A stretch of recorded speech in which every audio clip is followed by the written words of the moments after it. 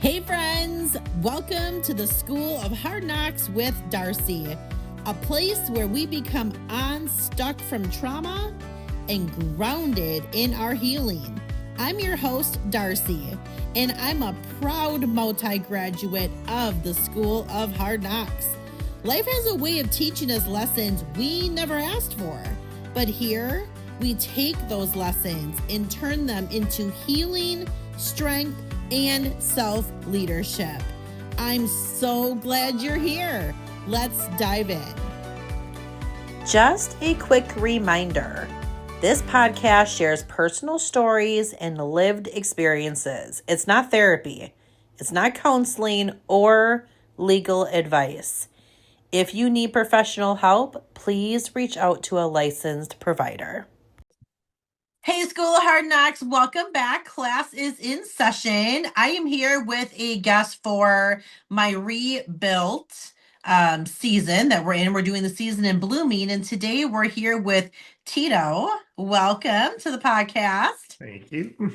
Yeah, so let me introduce you guys to Tito. He's got quite a story, so I'm not going to share all of it with you because I want to give him the platform to do that. But I want to tell you some of the really empowering things, okay? So Tito was convicted. I just come right out of the gate with it. He wrote it and I received it. So that's how he wanted it. But Tito was convicted of second-degree murder in 1999. He was sent to prison as a lifer. A few years into his sentence, that conviction was overturned, and Tito accepted a plea agreement for involuntary manslaughter with a gun enhancement, carrying a sentence of 14 years. After being released from prison in 2009, Tito submitted over 500 applications and could not find employment until he landed on Goodwill's doorstep, which is such a cool thing because my brother also has a story about that. He did start out as an apprentice truck driver, began to build his love for Goodwill's mission, and grew his career up to the executive level. Incredible. Tito believes that everyone has something to contribute and that as people, we must work together to make the world a better place. And he says, quote, "The day you stop making excuses and start coming up with solutions is the day you change your life." End quote. Hallelujah. Amen. I can't wait to hear your story. Yeah, wow. Yeah, hearing it sounds like a lot, right? I mean, just to touch on it because you said a lot in there. I am fortunate to have parents that are still together. Matter of fact, they're celebrating their 60th anniversary this year. Um, so like you hear that and you might think, oh, he had a in and out of trouble life. I did not. I had everything I needed growing up.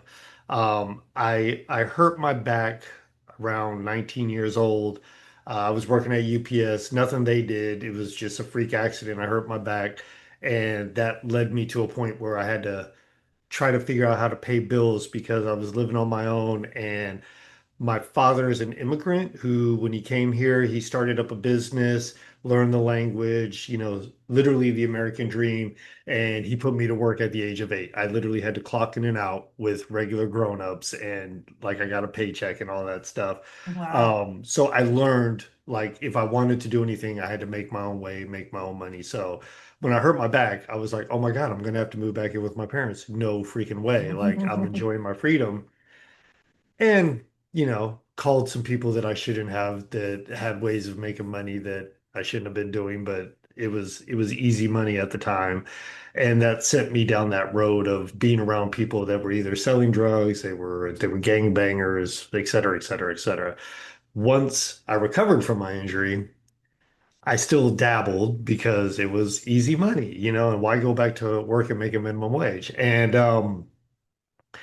just in and out of that. I mean, I could talk to you for probably hours on all the little micro stories within my story of having a home invasion robbery. I have a scar on the back of my head from where a bullet went off my head and into my best friend's mouth, um, and all this craziness. But I ended up actually getting back into school. I got accepted to UC Berkeley. Everything was on the straight and narrow path. This was right at 22 and a half-ish.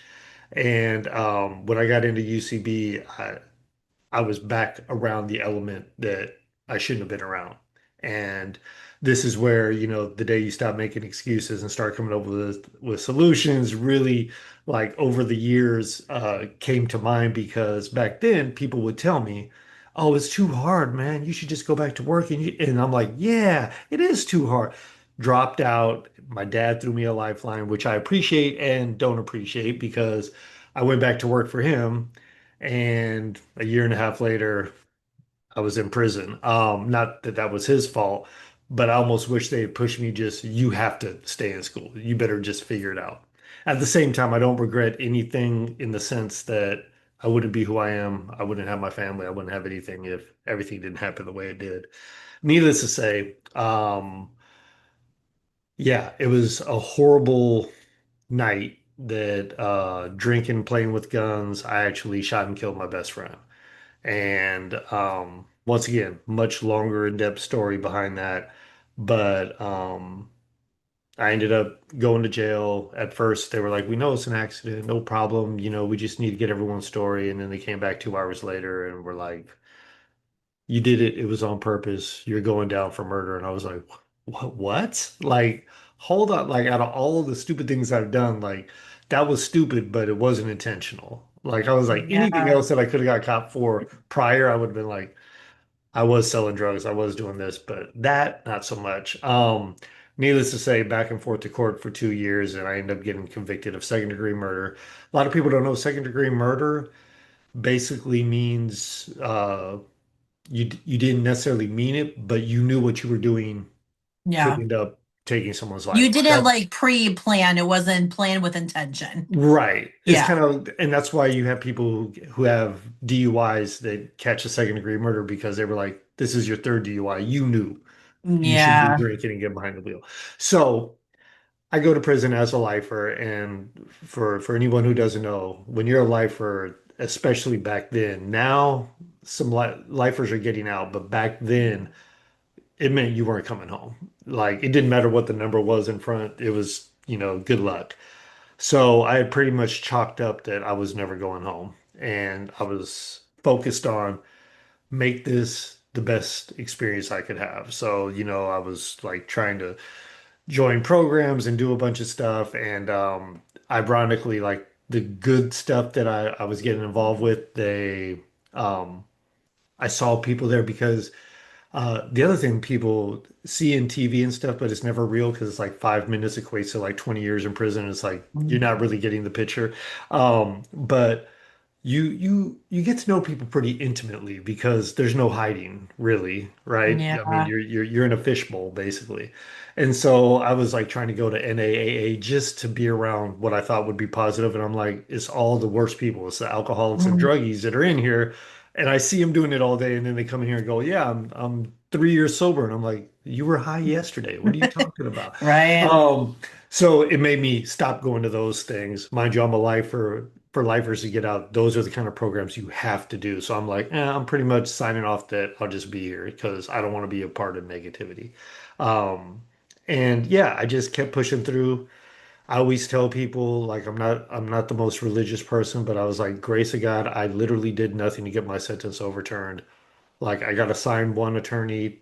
They called me up and said, "Sorry, I'm going on a sabbatical. I'm handing you off to someone else." I'm like, "Yeah, thanks. Oh, Thanks for your time, buddy. I appreciate you." And next thing I knew, I got this attorney and everyone was saying like he's really good. And what he told me he was going to go argue, I was like, he doesn't sound as good as you guys say. We actually went on lockdown when the news came through. And so legal mail, they come to your cell, they can't open it up, and they give me your number. So I'm like P36 187. They slide me my mail and we're locked down 24/7, can't leave the cell. And my cellmate was a lifer as well. And like I opened it up, he's like, "What is it?" I'm like, "Well, hold on, let me read it." And it was like a packet. When I pulled it out, there was a cover sheet and there was something in bold in the middle. So of course, I read that first and it said, "Your second degree murder conviction has been overturned." And I was just like, and I put everything back in the envelope and I'm like, and he's all, "What?" And I was like, hold on, I got to read it again. Hold on. And I pulled it back out. And I was just, oh my God. And I handed to him. And so we're like screaming. We're all locked down. Everyone's like, what's going on? We're like, Tito got his sentence overturned. And I'm like, this is crazy. I can't even call anyone. I can't like I'm just stuck in here.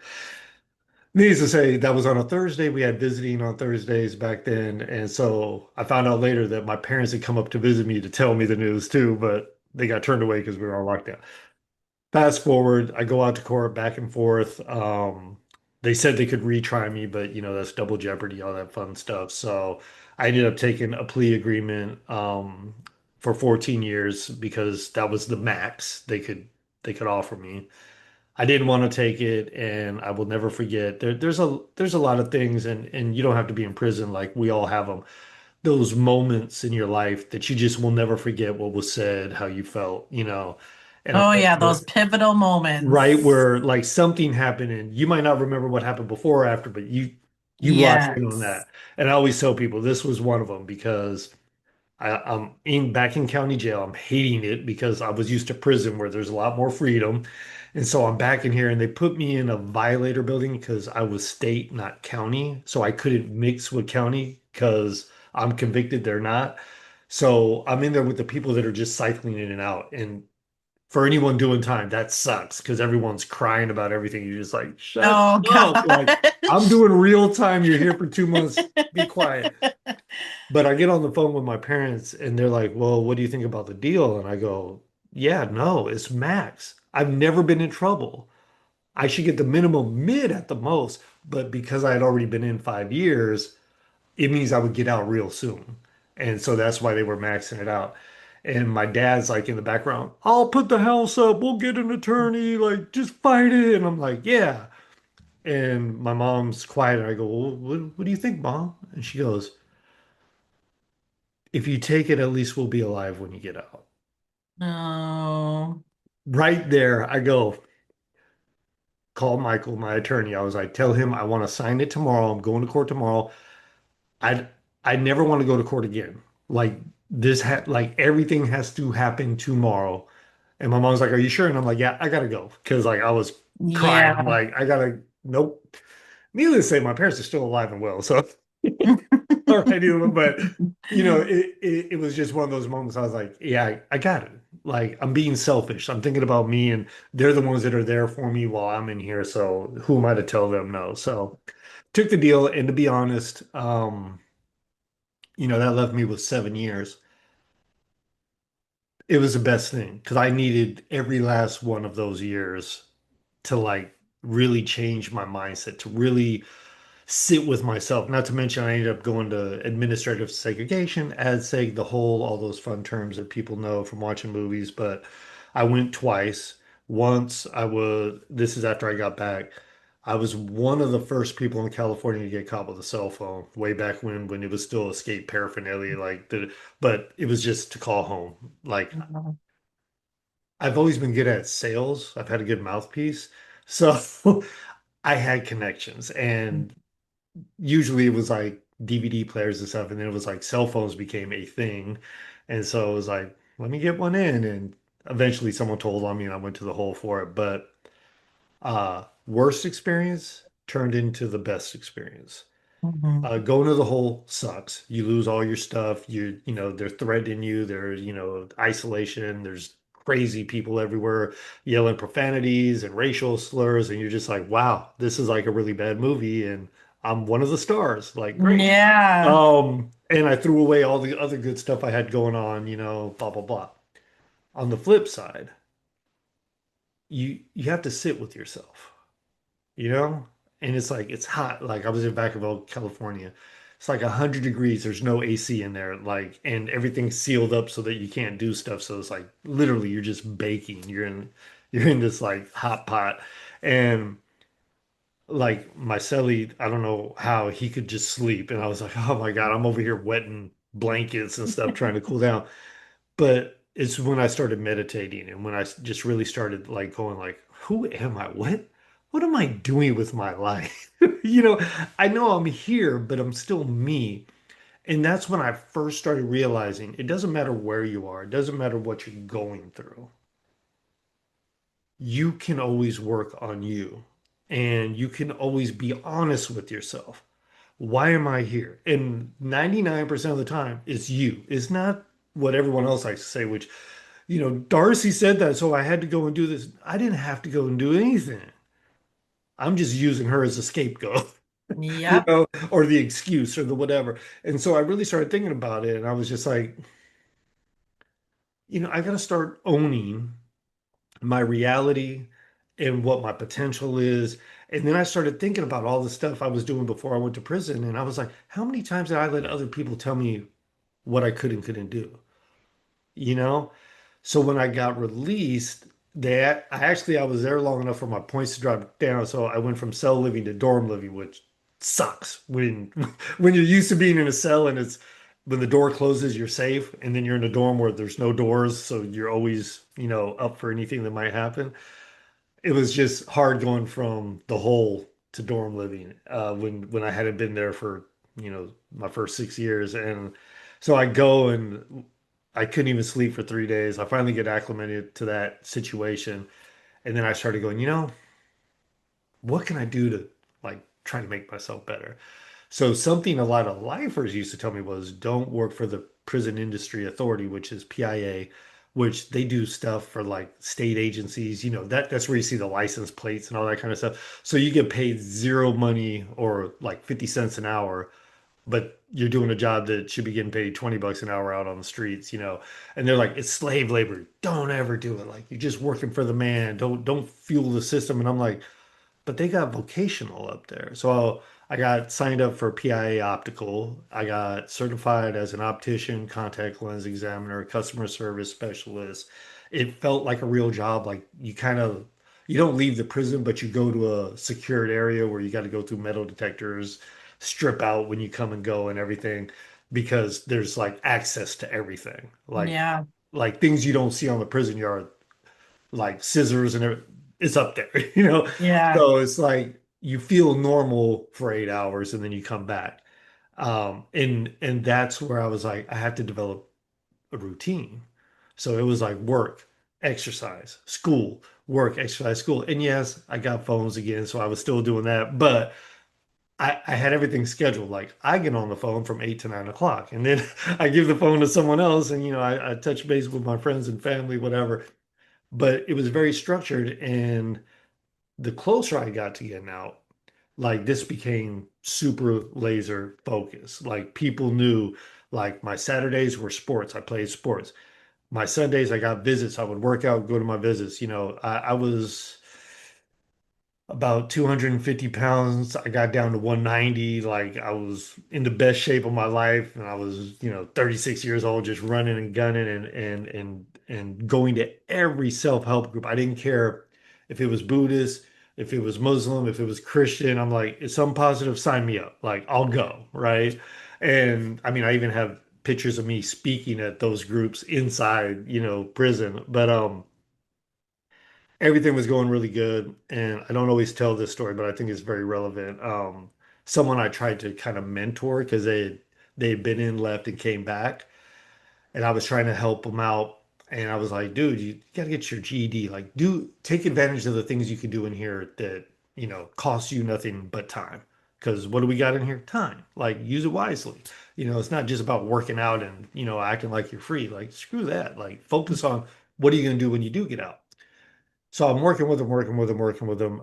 He's also the guy that I leave my phone with when I go to work. So he's still being playboyish, trying to talk to 10 different girls. And then when I would get on the phone, like women would call and I'd be like, yeah, he gets the phone in an hour. And they're like, well, it's his phone. You need to give it to him. I'm like, I'm sorry, it's not Oh. mine, but he will get it. And then it became this thing between me and him, he and I.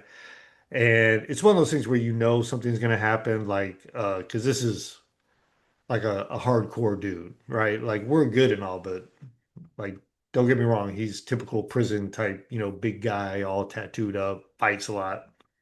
Um, and he's like, hey, I need to talk to you, up in this dorm where everyone fights. So I'm like, I call someone, I'm like, I'm about to go talk. I think he's gonna try and fight me over this stupid phone. And she's like, well, what are you going to do? And I was like, I'm not going to do anything that prison dictates. Put my shoes on, get ready, put some gloves on. I'm not. Like, if he wants to do that, that's going to be on him. But I've been working with him. I need to walk the walk right now. And so I went up, and sure enough, he ends up sucker punching me. And like, I back up real quick. I look in the mirror. I'm like, okay, nothing wrong with me. And he's like, come on, let's fight. I was like, I'm not gonna fight you. And he's like, why not? And I'm like, well, you're wrong, and I should fight you because you're wrong. But and he's like, well, I'm keeping your phone. I was like, it's fine. I'll have it turned off. I'll have a new one tomorrow. Like, you're not getting anything out of this. And I go, and you already know I've been here forever. Like, I'm not the right one to do this with. So it's whatever. Unfortunately, he actually ended up fracturing my orbital lobe. And I ended Mm. up having to go out to get it checked out. And when I went out, someone had told the cops what happened. And so when I go out, they're like, hey, we got word. You need to tell on him or else you're going to go back to the hole. Mind you, I'm a year to the house at this time. And I go, I don't know what you're talking about. I fell off my bunk. And they're like, no, we already know. And I was like, well, if you know so much, why are you asking me? The sergeant, literally, this is another one of those moments that I won't ever forget. He goes, look, you got a year to the house. And I go, you're right. And he goes, you want to make it home, right? And I was like, I will. Like, what are you talking about? And he goes, yeah, well, when we pack up your property, if I find a weapon, you'll get another year. And I go, you won't. And he goes, you don't know that. Oh my. And I was just like, wow. And he goes, so now what do you got to say? And I was like, is it time to go to the hole? And so one of the other cops escorts me, someone I knew when he first started fresh out of the academy. And he's like, hey, man, are you all right? And I don't know if you have swearing on your show, so I won't do it. But I was like, F you. Your job is to protect me. He just threatened me. You should be reporting him. That's not okay. And he's like, come on, man. I was like, no, you don't ever need to talk to me again, as far as I'm concerned. Like, I don't need any of you guys as friends, but that right there, like, I've done 11 years. Don't tell me when I'm on the home stretch, like, you're going to threaten me that, just so I tell on someone? No.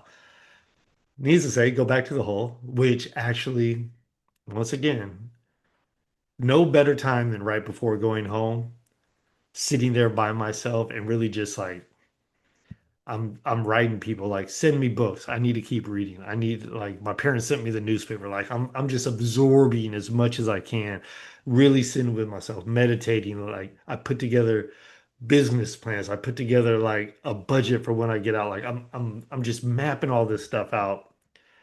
Finally, a guy who used to be a sergeant when I first met him, he was a associate warden. I'm going to committee like every week, and they're like, "If you tell, you can get out." I'm like, "Nope, nope, nope." And they're like, "Look, we know this guy did it, and if you say something, he's going to get 10 years." And I'm like, "Why? So he can feed the system and pay your paycheck for the next 10 years?" No. I don't even know. I don't know that guy. They're like, "Oh, come on." I'm like, I don't know." So this warden, this associate warden that I knew forever, he's like, hey, Tito, just do it and I'll get you out of here today. And I was like, well, Jimmy, since we're using first names, Yeah. and he's like, hey, and I'm like, you call me by my first name. I'm like, look, I'm not saying anything. He's all, okay, you know what? I'm gonna release you right back to the yard with him. How about that? And I was like, since I don't know the guy, I'm perfectly fine with that. And bunch of explicit language back and forth, and he let me out. So I get to the yard, different buildings. When we come out, here comes this guy. And he walks up and he's like, hey, they told me everything. They said they're just waiting on you to tell. They're going to send me back to see the DA and I'm going to get 10 plus years. You never said anything. And I was like, nope. And he's all, you were in there 6 months. And I was like, yeah, I know. I was there. I know. And he's like, why? And I go, I gotta show you that you can do it, right? I go, I'm still going home in 6 months. I'm fine. I go, I got this little stupid metal plate, thank you very much, but I'm fine. And he goes, I no one's ever done anything like that for me. He goes, but I got something for you. And this is where the story gets good. At Unlock, he goes inside, he comes back out. Wouldn't you know, another nice story with a manila envelope. This time it's not legal mail, but he goes, here, this is for you. I go, what's this? And he goes, open it up. He got his GED while I was in there. Like I That still is get teary-eyed about awesome. it. And I was just like, it was worth it. Yeah. And I tell that story, especially for anyone who's listening. You don't always know what your struggle, the payoff will be later, or who it'll be for later. But don't let that be the reason not to go through it, not to see something through to the end. Because I don't know. I don't know what he's doing now. I don't know if he's back in, if he's dead or otherwise. But I know then, and then of course he was like the goofy big like thuggy guy. He was like, I'm protecting you until you parole, and like he followed me around like a puppy dog the rest of my time. But it's like people could change, situations can change, and nothing easy is going to get you something that's worthwhile. Like I hear it all the time. Like if lobsters complained about the pain of growing, they would stay, little tiny things. They would never grow, right? Because they go through pain, they molt their shell, and they get bigger.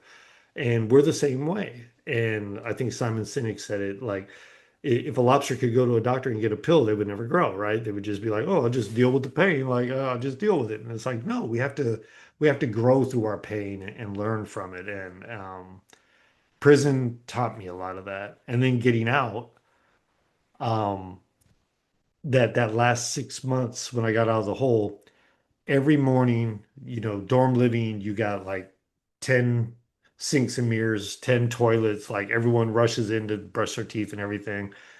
I would go in there and people got used to it after a couple of weeks, but they were looking at me crazy at first. I would clean off the sink, put my toothbrush and everything up, and I would stare at myself in the mirror and go, no one's going to tell you what you can and can't do. No one's going to tell you and people are like, why are you doing that? I'm like, because I need to believe it, because I'm getting out. And that was my problem when I was out. People would always dictate, they would write my book. I want to write my book. Like, I don't want to give anyone else that pen. I'm tired of that. That's what got me here. And yeah, when I got out, uh, I mean, even my parents, who I was staying with, for the first year or so when I got out, like I said, you said it, like 500 applications. That's conservative. Like that was my full-time job. I was like submitting resumes, applications, everything every day. Couldn't get a job. My plan B was to go to school. So what I did was I signed up for school online because I figured if I get a job, I'm online, I can do both. So first it was there's no way you can work and go to school. And I'm like, oh, okay. Like I have to. I'm 36 years old. Everyone else didn't lose 12 years. I need to catch up now. So I just really was razor focused on that. And then when I started working full time, my dad was like, "There's no way. Just don't work. Like, stay with us." And I was like, "Ugh, I don't want to stay with you guys. I love you, but I'm grown. Like, I need to get out." So I kept working, kept going to school. When I got my bachelor's degree, um, I took the original, I gave it to my dad. He's like, "Oh, thanks. You got me a copy." I'm like, "No, no, that's the original. Don't ever tell me what I can't do again." Because I've gotten like two promotions at work and that. So don't tell me. Then when I started my master's program, I started dating someone. She had kids. I even moved in with her. My dad's like, "There's no way you can't date, have a social life, work, go to school." And I said, "How much you want to bet?" And he goes, "Get a better GPA and I'll pay off all your student loans." Needless to say, I have no student loans. And and I gave him that one. Here's the other. I go, hope I don't go for a doctorate because you guys are going to be in debt with all these student loans in a minute. But that was just my mindset. So I always tell people I love the word challenge. Not like I'll challenge you to a duo. It's like if you tell me something I can't do, I'm like, oh, challenge accepted. Mm-hmm. Unless it's something stupid, then leave it Yeah. alone. But I always tell people like when they go, well, what was different between you and someone else getting out of long-term incarceration? I go, well, first thing, I cut off like all those people that I hung around before. Doesn't mean I'm not nice. I don't have them on Facebook or whatever else. What it means is like, let's go hang out. I'm good. Are you still doing that? Yeah, I'm good. Some of them aren't, and so like I might keep in more touch with them. But I tell people, I'm like, most of my best friends right now, they're all people I was in prison with because I know them intimately from there, and I know they're doing good now. So I'm like, Yeah. these are people I trust. They always say the person you can call at 4 in the morning who picks up and will help. Like, yeah, that's them, not the other one. So. I'm very close with those individuals. And then I have a bunch of new friends and those are a lot of people that, going from that truck driver role up to the executive role and then bouncing around, starting a consulting business, moving from state to state for other roles within the Goodwill network and then outside of the Goodwill network, like I've met a lot of really great leaders and mentors that I stay in touch with. And, when I'm back in California, I'll go visit people. If I'm in Texas, I visit people. But it's amazing what having good relationships does. And once again, like I said, I'm not a religious person, but that's where I always go. I understand religion because it's a relationship. You have a relationship with your God, with your higher power, and I respect that. I'm like I choose which circles, and I think I've heard this on some of your other podcasts. There's the circles, there's the seasons, and there's the Hmm. knowing of when, like, it's okay to say, like, you're not in the inner anymore, you're in the outer, and that's okay. We're still cool, but this is what I need around me to get me through this next level. And I was asked in an interview about mentoring because I do a lot of different mentoring things within work and outside. And I said, I've always looked at mentoring as mentors are there for one of two things, to get you through something or to something. And so like when I start talking with someone, I'm always like, so what is going on? And I heard that in one of your podcasts too, where it's like breaking down like the building of a house and you don't just build one wall, you got to Yes. kind of do it in 3D. I love that analogy because like when I've even coached people, I'm like, I don't just want to know what you're trying to do because maybe you're trying to do what you shouldn't be trying to do. Hmm. Like, I need to know a little bit about you first and like what your core values are. Like what's really inside you. And once again, going back to that being in solitary, like I'll never forget, I took the Myers-Briggs MBTI assessment right out of prison for school, and then I got certified as a practitioner. I don't even remember 90% of it anymore, but I got certified as a practitioner years later. And I remember when I was getting certified, they asked if anyone had taken it once and then taken it again and got different results. And I was like, yeah, me. They're like, why? And I said, the only thing that changed was the first time I had an I for introvert, and the second time I was an E for extrovert. They go, well, why do you think? And I was like, well, this might freak some people out because you guys don't know who I am, but I was fresh out of prison when I took it the first time.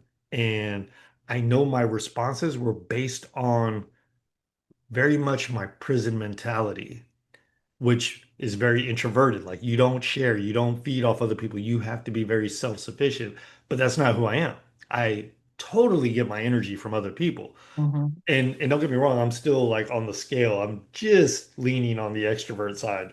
I do a lot of introverted work before I want people to kind of give me energy. But I've always used that because I'm like, we we tend to be, you know, the sum of the people around us. So your parents, your loved ones, your kids, your best friend, your whatever.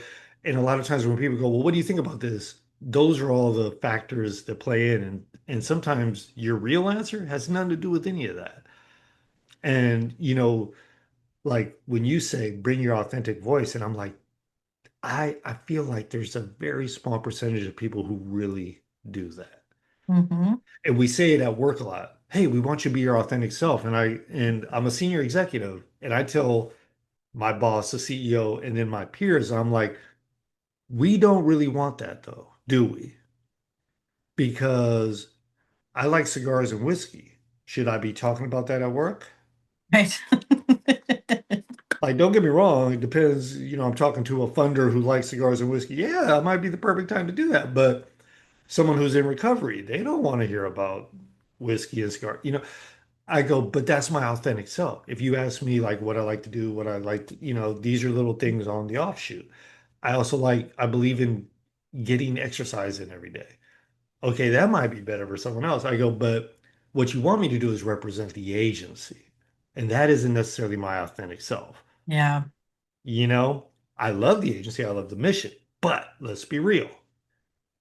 Telling someone to bring their full self, we always want to judge people for who they are instead of accepting them. And I think Mhm. that's where authenticity falls off and where we have so much push the last few years, diversity, equity, and inclusion. I'm like, well, diversity, in my opinion, created a lot of a cancel culture because people want to be diverse, but when it's their diversity and Yeah. when someone else brings themselves, they're like, wait a minute, what about me? And it's like, why can't it be about us?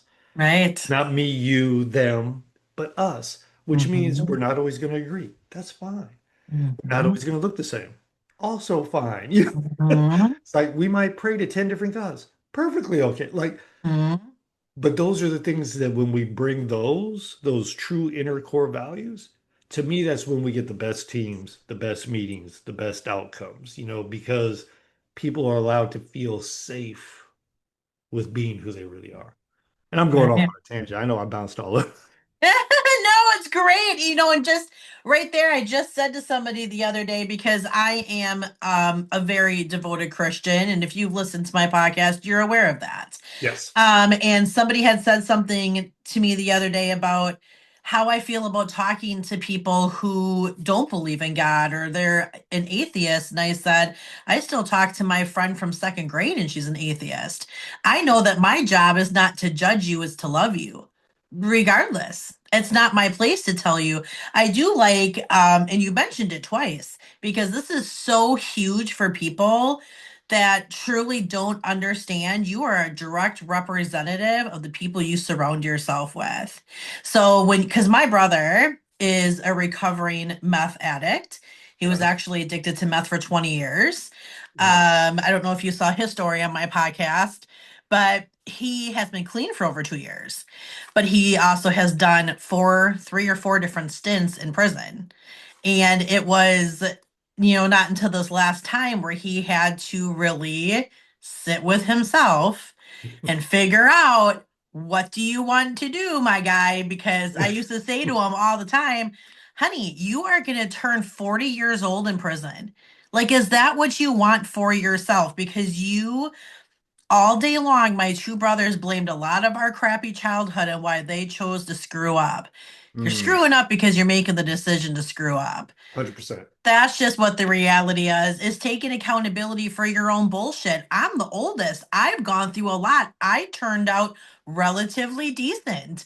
Have I gone through things in my life? Yes. Did I ever blame it on my upbringing? No, because I know the difference between right and wrong. I knew what my dad was doing, and that I knew it was all wrong. So why would I choose to do that just to say, well, of course that's what I'm doing. You know what my upbringing was like. Right. That's such an easy way out. But that's why my brother kept failing in particular, was that, and because he'd get out and run with the same Same people. people. Yeah. The same people. And I'm like, honey, that is the definition of insanity right there. What you are doing, you are expecting these people do not care about you. They care about the fact that my brother was a very big meth dealer in our little area. I mean, this guy would have thousands of dollars stored away, and I'd be going, "Why? What are you doing? You're killing other people's family members, and you're Yeah. bringing other. What are you doing? This isn't just yourself." He was crystallizing at one point. Oh, He wow. was so high. I'm like, "You are going to die." On the 23rd of this month, I walked with him into a hibachi grill in our area for his birthday, and I set up a surprise birthday party. And 22 of his closest people, new friends from work, our church family, some of our family, all surrounded him with love on his 40th birthday. And Nice. I said, that was just such a big one for me. Like, I have goosebumps thinking about it because I thought I was going to bury my brother. I truly, truly did. So the fact that we are celebrating this monumental age for him, sober, clean, good dad, hardworking, it can happen. But one of his biggest things was goodbye to everybody. Yeah, Everybody has, a place, and in his life is not where it was. So that is such a big thing. You have definitely, yeah, gone through some really hard stuff. I mean, how incredible that I get to have these kind of conversations with real humans that have gone through real things, and they show up here at the School of Hard Knocks very authentic, very not afraid to talk about their life, not embarrassed, humbling themselves in the point of trying to show other people it can be done. Like it is just the best thing that has happened to this podcast was me opening this platform up to other people because I have got a crazy story, but everybody else does too. And when I can find people that are doing these incredible things in their lives and stepping up and being good dads and moms and grandparents and great parts of society, it's like, see, we can do this when we take accountability for our own stuff. 100%. And just to add on, like even with your brother, I mean, with me and everyone else who kind of makes that shift, it's not only letting go of the people you used to hang around, it's letting go of the old you, Oh, yeah. and realizing like it's okay to say goodbye, you know, keep the good parts. And I will say, Tito before prison, Tito after I always tell people, personality, I'm the same person. Mm-hmm. I still like inappropriate jokes and all that good stuff. And Mm-hmm. one thing I always was I was a person who would call you and be like, "Hey, Darcie, you want to go to the movies?" And you'd be like, "Oh, I'm broke. I don't have any money. I'll pay for you. Just come on, let's go." Because I Mm-hmm. love that fellowship, that community of Yeah. being around other people. And I'm still like that. And it took my wife years to figure out, like, okay, that's just him. Because I'd be like, "Well, we'll just pay for them to come. Don't worry about it." She's like, "What? They need to pay their own way." And I'm like, "But it'll be fun as a group." So, but I always tell people, it's like, be okay with letting go of the parts of you that were holding you back. And it's like the old Bruce Lee thing, like be like water, twofold. One, you assume whatever you're getting poured into, so make sure you're pouring yourself into the right thing. And two, to put better water in, you have to let some of the bad water out, Yeah. so be okay with that. And I always tell people, I'm like, if you're not changing, then you're dying. Like, if you're not Mhm. learning, you're dying because we're dying regardless. Everyone wants Right. to think, I got X amount of years. Every day you were one closer to death, regardless of how long you got left. And when Yep. you start looking at things that way, like, I love that my daughter, who just turned 10, like, because of the things my wife and I do, like, when she sees trash on the ground, she picks it up and throws it away. Hmm. When she sees people cut someone off, she's like, "Well, that was rude," and I'm like, "It was." So we should never do it. Like, let's not be Yeah. those people. Yeah. But I'm like, wow, what an experience. And that was probably my wife and my daughter were two things like I never thought I would have. Yeah. And they happened way way late, and I'm so thankful, but I always look at it like, I want to be a better dad than my dad, and my dad was pretty good. And but it's also just like, how can I be better at anything and everything? Yeah. And I think too many people get stuck on like they want to make money, they want to do this, and I'm like, but if I paid you $1 million, that doesn't make you better. Hmm. That doesn't make society better. Like, what can we do to kind of like make things better? And that's where like I post something about be the change every day because as I was coming up the ranks relatively quickly, there were so many bad supervisors, bad managers, bad directors, people that would lie. And then as I was started sitting at the same tables with these same individuals as I worked my way up, and I'd see like the stuff they used to tell me as a truck driver, they surely were not saying that at the table where it mattered. And I would Hmm. be like, "Hey, remember when you said you were fighting for us to have better pay? Oh, well, we had to keep you guys working." And I'm like, "No, no." And I'm very proud I don't like to be proud about a lot, but I'm very proud that the three Goodwills I worked at all three of them, uh, did multiple wage increases for everyone to get them off of minimum wage, get them up like above whatever the state federal minimum wages were, like moving people to full time so they would have benefits. And people would always be like, "Why are you pushing so hard for this?" And I'm like, "Because that was me Yeah. not that long ago." And I can't help but think, what decision am I making today that the Tito yesterday needed to be better? I'm not going to sit here and go, "Oh, I'm a senior vice president of operations, so just pay me and I'll just sit back and, play video games all day." No. Mhm. Like, what am I doing to advance the mission and to take care of our people? Period. Like, every decision has that at the front. Everything else is nice to have afterwards. But I've seen, even in nonprofit, a lot of executives that, what about my bonus? What about deferred comp? And what about, and I'm like, you're not even fighting for anyone else. Like, why are you here? Yeah, So greed is a really crazy thing, that's it for sure. is. And people who have titles, sometimes it just really makes you ponder and wonder, like there so many people are into this position for the title, not to be able to actually help people. So Yes. what we're in neighboring states, we have a Goodwill here, and our Mhm. Goodwill helps so many people, Oh yeah. that are just coming out, and gives them jobs or helps with our on-house Yes. population. And it's a really great program for people in particular that are reacclimating, like, because when Yeah. you're in for a decent a period of time, like when you said that, my brother did tell me within this last year, probably, he's been out of prison now for about 2 years. Okay. But he did tell me in the last year, I'm starting to like feel like I'm different.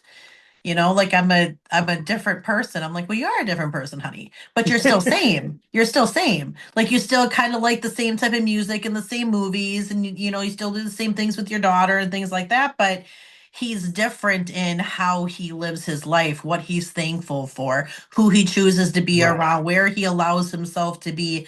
I mean, he was part of the drug court. He had to graduate from the drug court, and that was a Yeah. hard thing to go I through. bet.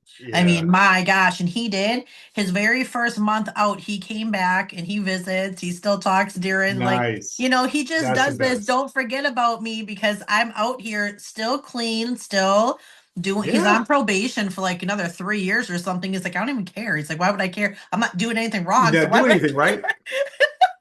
It's such That's a always the thing different I tell people. life. I'm like, the ones that go, "I don't know what to do." It's like, don't screw up. Like, Yeah. Yeah. I mean, Yeah. it's like, It's such a cool thing. Well, you also said, and I picked up on it, that you said, my wife and my daughter, I mean, it happened later in life. yeah, I don't think it happened later. I think it happened at the right time. yes, It happened at the definitely. right time. And that's such a beautiful thing because had you have had what you have now, you Oh wouldn't yeah. have even appreciated it. No, not Now at you, all. of course, do, which makes the whole thing just work so wonderfully. Yeah, no, and literally that, a lot of times when people go, "Oh, if you could go back and, talk to your 18-year-old self," I'd be like, be present, live your life. Yeah. Nothing else. Because I wouldn't want him to do anything different. Mm-hmm. Because I'm not trying to give up my daughter or my wife or anything else. Yeah. I mean, I've had plenty of struggles. I've been let go from an executive role, all kinds of stuff.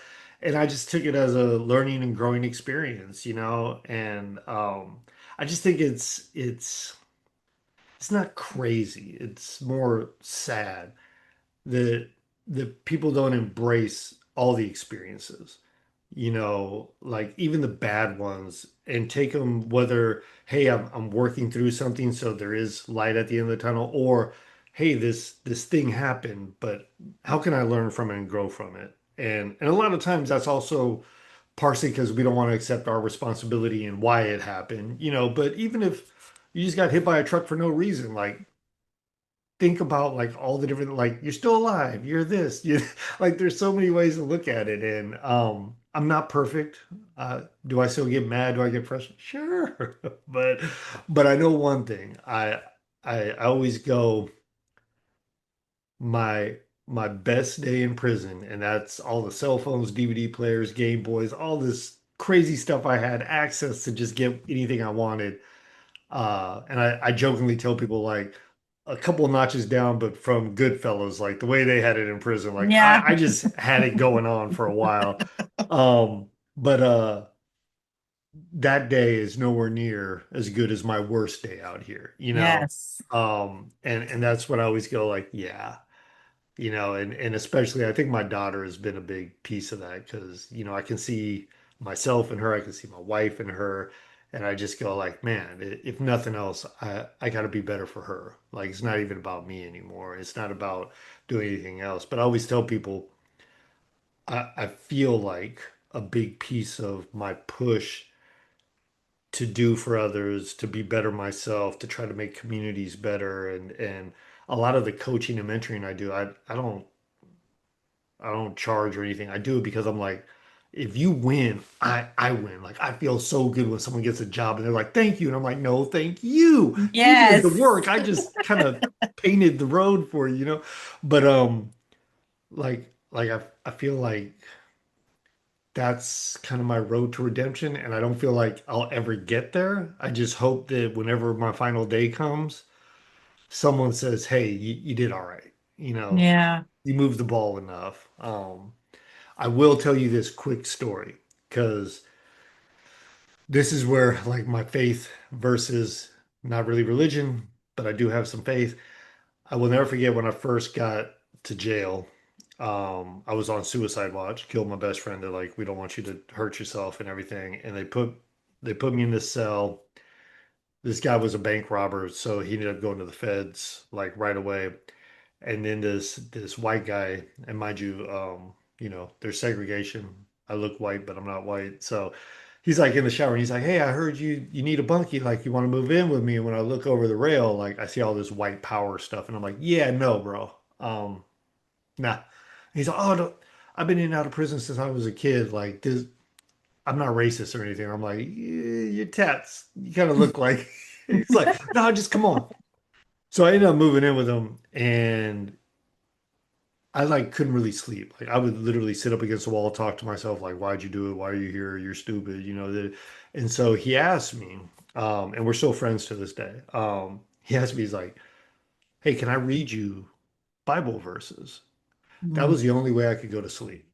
He would Yeah. read me to bed, and then I went to the hole in jail, um, because the guy I killed, one of his brothers basically sent a letter in saying, "I know people in there were going to kill him." So they put me in Mm. AdSec to protect me for a couple of weeks or whatever. And I was stressed out. And we could write jail mail back and forth, right? So he's writing me and he's sending me like verses and stuff. For some reason, like the same week I go, he starts writing me verses, and my sister sent me a Bible. Mm. So I get this Bible, and now he's sending me verses, and I'll never forget. He sent me Cities of Refuge because I was like, all right, Mr. God, like why am I in the hole? Like what kind of sense? Like I'm stressed out now. I can't talk to anyone, So he sent me this thing, and when I read Cities of Refuge, it basically like when you kill someone, you get sent off until the family Yes. calms down, then you can come back. And I'll never forget that, right? That's what got me through being in the hole. And to this day, upstairs, I have that Bible. Mhm. Don't open it up that much, but I have it, and that's why I tell people I'm like, I have faith. You're not going to see me in a church or anything, but that's not to say like I don't have any faith. I don't believe in anything. It's just I don't know. Maybe it's got a little tainted over the years, but it's I, definitely th- I got me think through I some think times. God's chasing after your heart, man. I think Probably why he's I'm on like, here. I come don't know. on, Tito. What else do I gotta do, man? It's that's the thing, is like I am very, very, my walk with God is very, very strong, but I have been through super ridiculously hard things. Like when you're talking about you're still the same, but there's a little bit of you that's different from being in prison. My dad was a survivor of a workplace shooting that resulted in a traumatic brain injury. Wow. So after he did 2 years in brain rehab, because we tried to get as much of him back as we could, he came home to my husband and myself, and we took care of him for 3 years and 8 months. 24-hour care, PT, OT, speech, putting to bed, getting up, showering, dressing, brushing hair, brushing teeth, taking him to, AC/DC lookalike concerts and outdoor rock bands and giving him, our Nice. spotted cow in Wisconsin at a hibachi grill, to fireworks, just like we did it up for him, but he was disabled. So he was different, but he was same. Like Yeah, I yeah, would yeah. put on like a Led Zeppelin song and he'd start going, a little bit. Or he actually liked Tupac, which everybody thought that was the craziest thing. If I would play Picture Me Rolling, he'd actually start saying some of the words. It was like his cool personality stayed, even though he had a Right. traumatic brain injury. It's like Hmm. sometimes when we go through hard things in our life, that core person that we are, that doesn't change. We evolve. I mean, Right. we should evolve. You shouldn't be the same man that you were in your 20s now, and I shouldn't be the same that I was in my 20s. That's the whole point of life.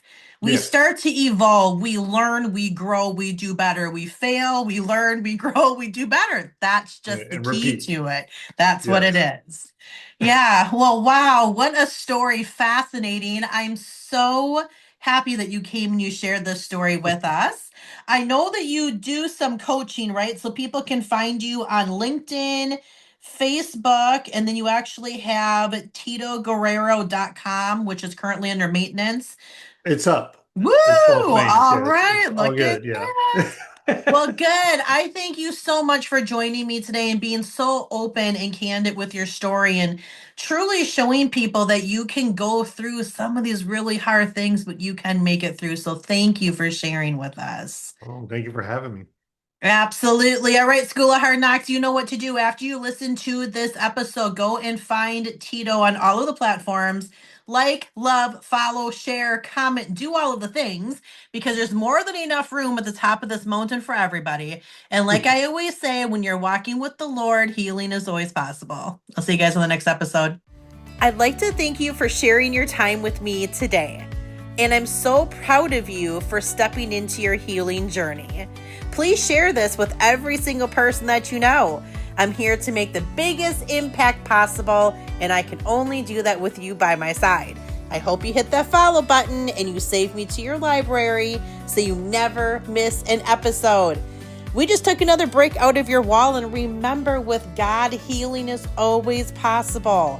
I look forward to seeing you on the next episode.